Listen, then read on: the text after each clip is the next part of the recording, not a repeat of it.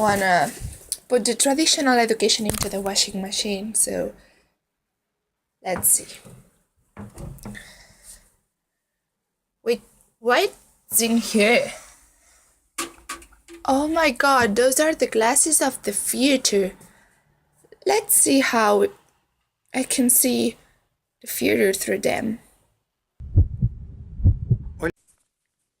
Okay, so what I can see through those glasses is that the importance of new technologies will keep on increasing, as we can imagine.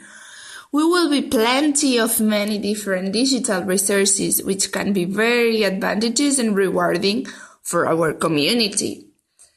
However, I expect that we apply the correct use so technologies do not invade it all, because if it happens, then we will be working and learning as individuals, and I don't want a future with individuals isolated and working in front of a screen on their own. What technologies should do is to work as a resource, and they should foster community engagement on the learning process, but not individualist learning or individualist work. And so I think that if we use them in the right sense, learning is going to be so much positive and so much significant.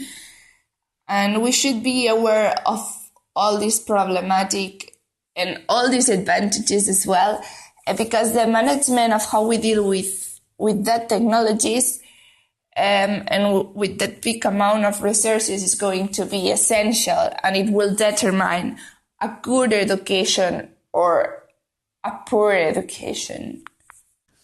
Besides contemplating that huge amount of technologies, I also see the future school as a space in which research is going to be produced in a collective and collaborative way. It's an open space for guided discussion in which many resources will be there to supply the needs of each research.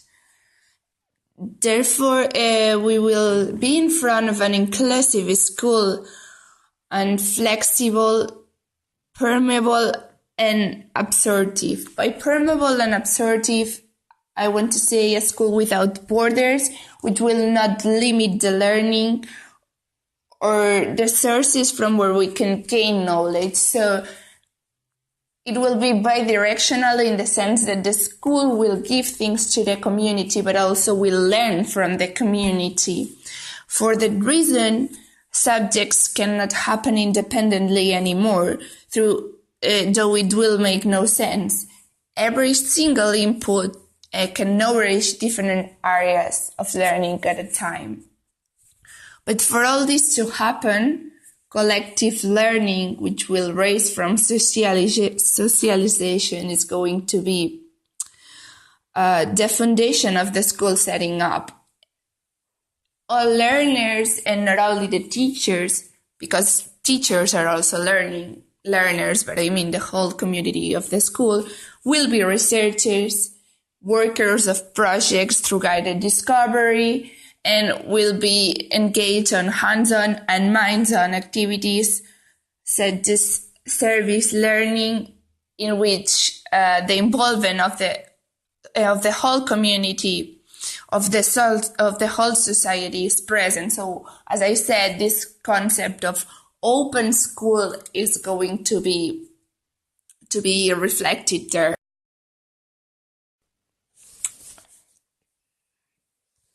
And finally, I would add that the infrastructures, which should be previously a corridor design, and all the architecture should permit the school's self-organization, and should permit or should provide different spaces where the students can develop different learning experiences with all these many digital resources we have talked about, and also to provide those different spaces plenty of tools to encourage and facilitate differentiation, and so to attend all the different needs we can find in the school.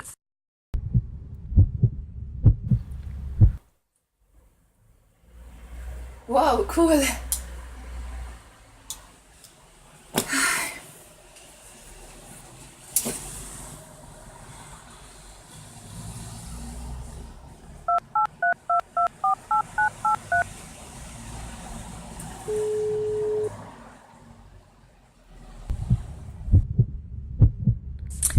Hi, Leah. How are you? Well, I was just working a project. I'm talking about how a future school should look like, but then another question come to my mind, which is how can we change the operational and pedagogical culture of the school? Well, I just made this question because if we want to build a future school, we need to consider this operational and pedagogical culture. And so I started to think about the innovative learning ecosystems that the OCDE proposes and the learning principles, different learning principles, which are so positive for the schools. And with some schools, such the the Finnish ones, have implemented, and we can see so well through some methodologies or through some projects of innovation. And then so I started to think about it and to compare Finnish schools from our schools to see what's wrong or why we are not achieving the same. And mainly what I saw is the problematic. It's a really unstructured and fixed top-down approach, which doesn't allow flexibility at all from my point of view. So when everything comes from the top, the context is not considered at all. And so it's not possible to attend individual needs, and we need to consider that each student might require different things in different place, as the process of learning might be different in each single person. Well, we should act as a community to overcome those difficulties, but assessing or helping and scaffolding each student as an individual. And also another problem that I see from the top, coming from the top, is that failure is not accepted. And so if we do not commit little mistakes, we won't be allowed to improve. And we need to see what's going wrong in order to make further developments. But we should see it from each school because, each school has its own characteristics. And so we would need to start by having a really solid basis with common goals and common objectives for the whole community. And then having a really strong leadership to ensure that all those innovations suggested are going to be beneficial and are going to be set finally. And so we need to change as well the pedagogy, as I've been commenting through all what I said. But not only the pedagogy, the architecture is also so important. And we tend to think this is something secondary. But, when you change the place where you feel, the place where you work, where you develop your ideas, the place where you see things, when you change all this structure, you might start to think differently as well. So it might broaden your mind. And we should not forget to keep teaching our staff, keep helping our teachers. So contributing to this lifelong learning process, because they are still in a process and they might require new ideas for innovation and for changing this operational and pedagogical culture. And finally, because it's a cyclical process, we need essentially the help of an evaluation or an assessment, including self-reflections and community reflections. And that would be mainly my points.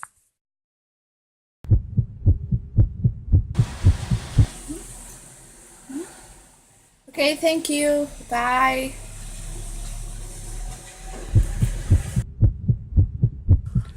But actually, why sometimes innovation does not bear fruit? Why sometimes innovation does not succeed? Well, in my opinion, the key factor in order to achieve a good innovation resides in having a good planning. And I don't mean to have a really strict and fixed planning, because sometimes if we stick too tight to the plans, to this planning, we stop enjoying and we miss many things and many information. So one of the main characteristics of our planning is that it should be flexible. And thanks to this planning, which should be understood as a continuous process, not as a thing that we do at the beginning, because this planning should be recursive or iterative. It's a cyclical process, and we can go in and innovate and reconstruct or rearrange things. This plan will permit us to have a clear foundation and a clear basis to innovate, which is composed by all the set of objectives and main aspects that are essential for our change or for our innovation. Moreover, through this subject, we have been able to know one good and kind of recent methodology, which is design thinking, that goes farther in the sense of innovation, which helps to lead or helps to pursue a good innovation. But why does design thinking provide this good innovation?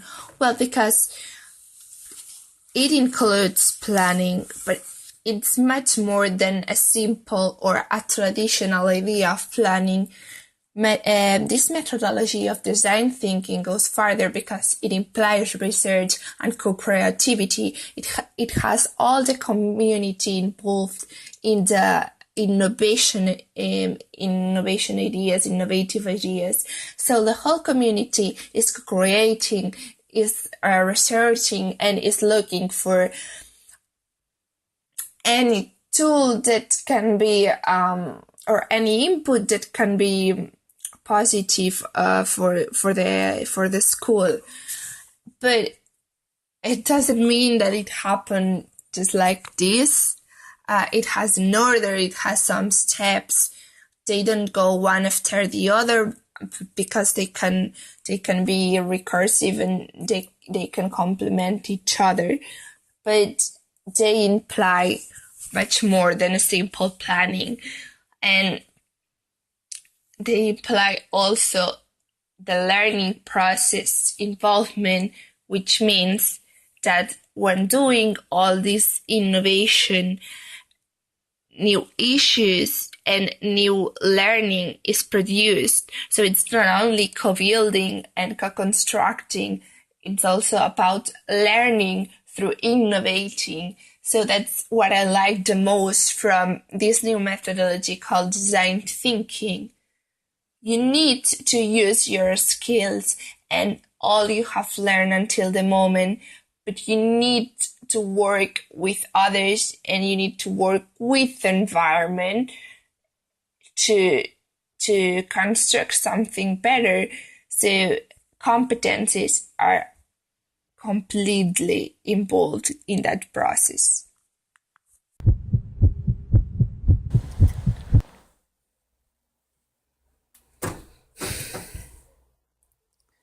The problem is, which one can be better for this washing program? I'm not sure at all.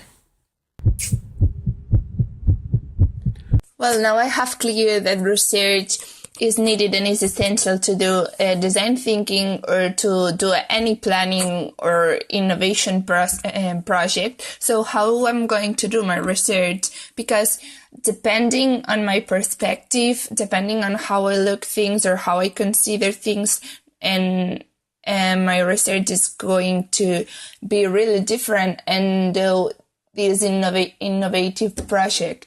So my next question would be, which educational perspective can be better to nourish and benefit my students and their learning process? Well, there are three main different approaches or three main different educational perspectives, which are the positivist, interpretative, and socio-critical.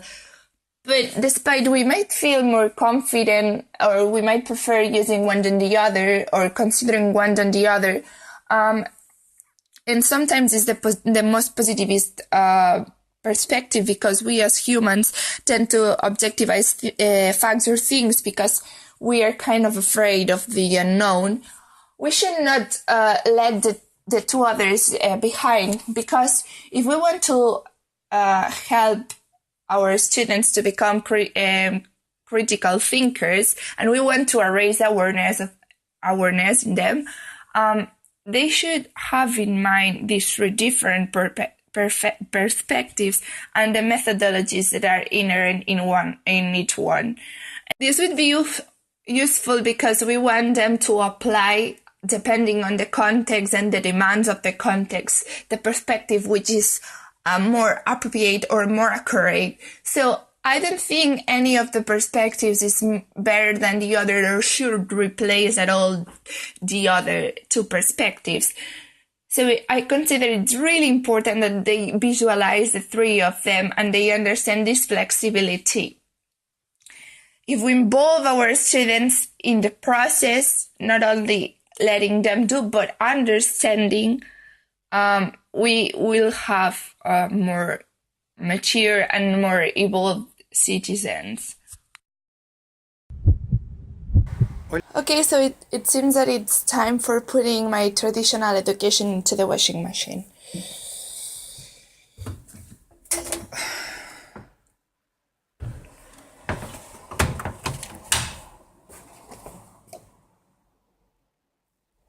Ready. Finally, the traditional education is getting washed. I would like to commend the intrinsic bond that exists between innovation, planning, and research. I don't know if you have noticed it or if you think the same as I do, but from my point of view, they are necessarily complementary. When planning, or even more when applying design thinking, that positive methodology that I talked about previously, which involves the whole community towards innovation, we focus on aims. As I said before, when talking about perspectives or individual visions or perceptions, those in design thinking are not as important as shared goals. They are kind of left beside. However, this design thinking, this planning could not happen satisfactorily without an appropriate research, which is essential as it determines what aspects need to be solved, talked about, or researched. By this, we could say that without academic research, a planning or a design thinking could not be implemented, and therefore innovation would not take place. It is only when they come together that innovation can occur. And I would end by saying that for the continuous development of education and its evolution will require this innovation. We cannot limit our knowledge nor our methodologies, and we should keep going further as there is still always something better to be discovered or to be learned. Well, it seems that it's ready. Just stop it.